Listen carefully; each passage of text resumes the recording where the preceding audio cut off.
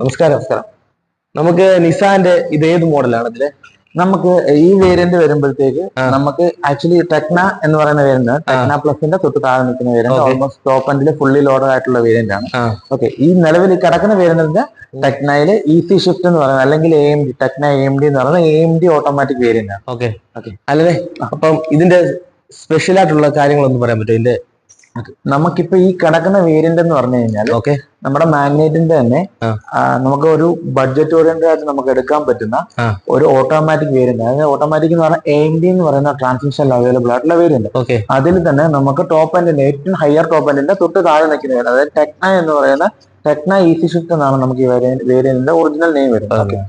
ഇതിന്റെ ഒരു ഹൈലൈറ്റ് എന്ന് വെച്ച് കഴിഞ്ഞാൽ നമുക്ക് രണ്ട് രീതിയിലാണ് നമ്മൾ ഈ വേരിയന്റിനെ തിരിച്ചിരിക്കുന്നത്. ഓക്കെ, നമുക്ക് ടോപ്പ് എൻഡിൽ തന്നെ രണ്ട് വേരിയന്റ്, അതിൽ നമുക്ക് ടെക്ന പ്ലസും ടെക്ന എന്നുള്ള വ്യത്യാസം എന്ന് വെച്ചാൽ ഇത് 3-4 ഫീച്ചേഴ്സിന്റെ മാത്രമേ വ്യത്യാസങ്ങളെ വണ്ടിയിൽ വരുന്നുള്ളൂ, പ്രധാനമായിട്ടുള്ള വ്യത്യാസങ്ങളെ വരുന്നുള്ളൂ. ഓക്കെ, ഈ വേരിയന്റിലോട്ട് നമ്മൾ നോക്കുമ്പോൾ മെയിൻ ആയിട്ട് വരുന്നത് ഇതിൽ ഇന്റീരിയറിൽ വരുന്ന സ്പെഷ്യാലിറ്റീസ് ആണ്. ഓക്കെ, ഇതിന്റെ ഇന്റീരിയർ എന്ന് പറയുമ്പോഴത്തേക്ക് നിലവിൽ മറ്റുള്ള വേരിയന്റിൽ നിന്നും വളരെ യൂണിക് ആയിട്ടുള്ള രീതിയിലാണ് വേരിയന്റ് ഇന്റീരിയർ വന്നിരിക്കുന്നത്. എന്ന് പറഞ്ഞാൽ ഒരു ബീജിങ് വൈറ്റ് കളർ വരുന്ന ഇന്റീരിയർ റെഡ് സിറ്റിങ്ങോട് കൂടിയിട്ടാണ് നമ്മുടെ ഈ വേരിയന്റ്, ഈ ടെക്ന എന്ന് പറയുന്ന വേരിയന്റ് വരുന്നത്.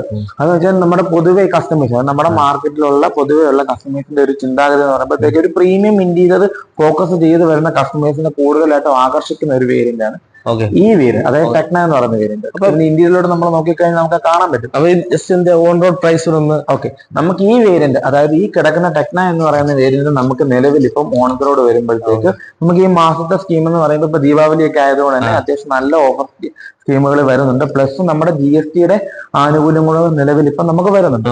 ഈ ഓഫറുകളെല്ലാം കൂടെ കഴിച്ച് നമുക്ക് നിലവിൽ ഇപ്പൊ നമുക്കൊരു 9.85 നമുക്ക് ഓൺ റോഡ് നമുക്ക് വണ്ടി ഇറക്കാൻ പറ്റും വിത്ത് ഓൾ സ്പെസിഫിക്കേഷൻ. ഓക്കെ, നമുക്ക് 3 വർഷത്തേക്കുള്ള വാറണ്ടിയും കാര്യങ്ങളും 3 വർഷത്തേക്കുള്ള RSA എല്ലാം ഇതിന്റെ കൂടുതൽ തന്നെ നമുക്ക് ഇൻക്ലൂഡ് ചെയ്ത് വരുന്നുണ്ട്.